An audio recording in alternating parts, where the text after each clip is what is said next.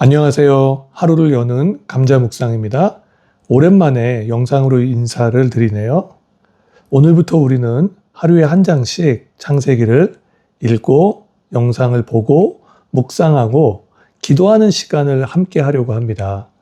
창세기를 통해 하나님의 마음, 인격, 그리고 복음을 만나는 소중한 시간 되시기를 소망합니다. 시작해 보겠습니다. 창세기 1장의 큰 주제는 무엇일까요? 창조입니다. 온 우주와 만물은 저절로 우연히 발생한 게 아니에요. 유일하신 창조주 하나님께서 말씀으로 분명한 목적과 계획을 품고 창조하셨습니다. 단락의 흐름을 살펴볼게요. 1절과 2절은 창조의 선언입니다. 태초에 하나님이 천지를 창조하셨습니다. 이 선언은 앞으로 전개될 성경 전체의 전제이자 기초예요. 창조의 초기 상태는 혼돈, 공허, 흑암이었습니다. 하나님의 영은 수면 위에 운행하시면서 질서와 생명을 부여할 준비를 하셨어요. 3절부터 25절까지는 6일간의 질서 있는 창조를 보여줍니다.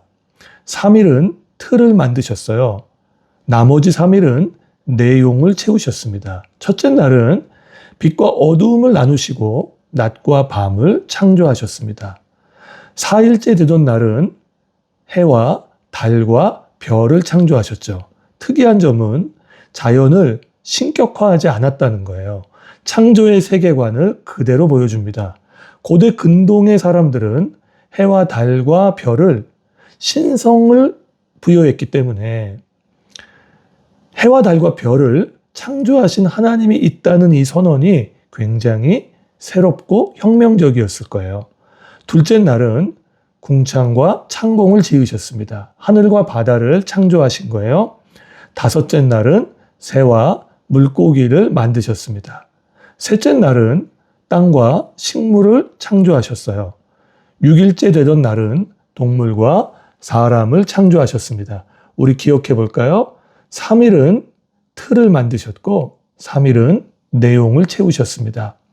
26절부터 31절까지는 창조의 절정을 보여줍니다. 사람을 만드셨기 때문이에요.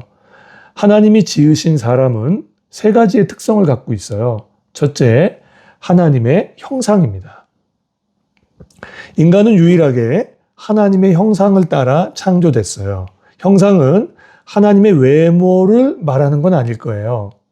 하나님은 영이시고 외모가 없으시잖아요. 그분의 성품, 속성을 담도록 창조되었다는 뜻이에요. 무엇보다 사람은 하나님과 인격적으로 교제할 수 있었습니다. 위대한 특권이죠.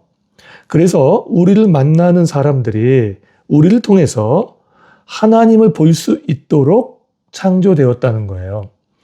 둘째, 문화적 사명입니다. 사람은 생육하고 번성하여 땅에 충만하고 정복하라고 하셨어요. 이 정복이란 단어가 주는 부정적 뉘앙스가 있기 때문에 경영이란 단어로 바꾸어 쓰셔도 괜찮습니다. 그러니까 인간은 하나님의 청지기, 대리 통치자로서 피조 세계를 경영하고 잘 돌볼 수 있는 사명이 있었죠. 군림하고 폭력을 쓰라고 하신 게 아니에요. 잘 돌보라는 청지기적 사명을 주셨습니다. 셋째, 심히 좋으셨어요. 모든 창조를 마치신 후 하나님은 최고의 만족을 표현하셨습니다. 너무 보시기에 좋았던 거예요. 원더풀 했다는 거예요.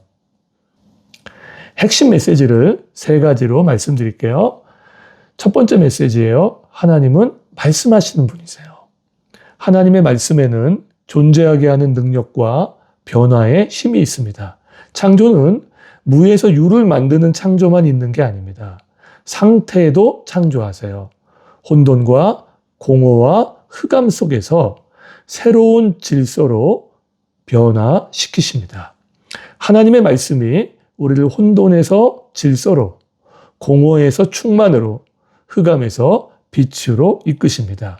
하간목을 묵상하는 분들 중에 혹시 마음이 혼란하신가요? 공허하신가요? 흑암 가운데 계신가요? 말씀의 빛 가운데로 나아오시면 좋겠습니다. 하나님이 그 혼란한 마음에 질서를 주실 거예요.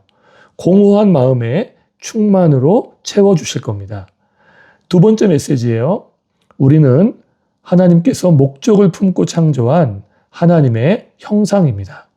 창조되었다는 건 목적과 의미가 분명히 있다는 뜻이죠. 이 세상 그 누구도 목적 없이 창조된 사람은 없어요. 근데 무신론의 세계관의 절망과는 다릅니다. 앞으로 하간목을 통해 하나님께서 나를 창조하신 목적을 하나씩 하나씩 발견해 나가기를 축복합니다. 굉장히 기쁨이 있으실 거예요. 인생을 의미 있고 가치 있게 살 수 있게 될 겁니다. 고대인들은 통치자들에게만 신적 권위를 부여했어요. 그러니까 하나님의 형상, 신의 아들은 통치자의 가족들에게만 부여된 호칭이었던 거예요. 그래야만 사람들을 통치하기에 그리고 사람들을 통제하기에 좋았기 때문이죠. 그러나 하나님은 모든 사람이 나의 형상으로 창조되었다고 선언해요. 남자도 여자도 장애인도 노예도 모두가 나의 형상이라고 말씀하셨어요. 이 말씀을 듣고 있던 1차 청중은 이스라엘 백성이에요. 이집트의 노예로 살았잖아요. 이집트의 노예였던 그들이 하나님의 형상으로 창조되었다는 말을 들었을 때 얼마나 감격적이었을까요? 사람이 귀한 이유는 기능과 쓸모 있음 때문이 아닙니다. 하나님을 닮은 그 자체로 소중해요. 복음은 모든 믿는 자들에게 차별 없이 주어지는 하나님의 사랑임을 기억해야 합니다. 세 번째 메시지예요. 창조주 예수님이 우리를 사랑하세요. 지금 우리는 죄 때문에 아파하고 신음하는 세상에 살고 있어요. 심히 좋으셨던, 참 보시기에 아름다웠던 그 세상은 아니죠. 문명이 발달할수록 편리해지는 건 맞아요. 그런데 우리 마음은 더 혼란스럽죠. 공허하기도 하고 흑암 속에 사는 것 같은 불안감을 느껴요. 그런 우리를 회복시키기 위해 예수님께서 오셨습니다. 세상을 창조하실 때 참여하셨던 예수님이 이제는 창조 세계 안으로 들어오셔서 우리와 함께 하세요. 요한복음 1장 1절에서 3절은 이 예수님을 분명히 우리에게 보여줍니다. 예수님은 우리와 함께 있고 싶을 만큼 우리를 사랑하셨죠. 그래서 우리의 세상 안으로 들어오신 거예요. 예수님은 우리를 새로운 피조물로 회복시키십니다. 하나님의 자녀라는 정체성을 회복시키세요. 혼돈을 질서로, 공허를 충만으로, 흑암을 빛으로 인도하세요. 그 사랑을 신뢰하고 기억하는 것이 성도예요.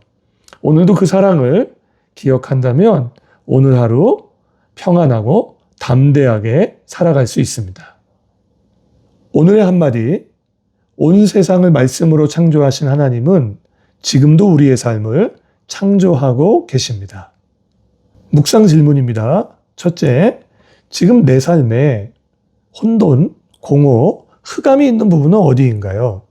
하나님의 말씀의 능력이 질서와 안정을 부여해 주실 거예요. 그분의 말씀 앞으로 나아오십시오.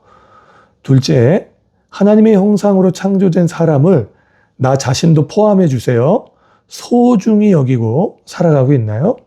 나의 인간관계를 오늘 하루 점검해 봅시다.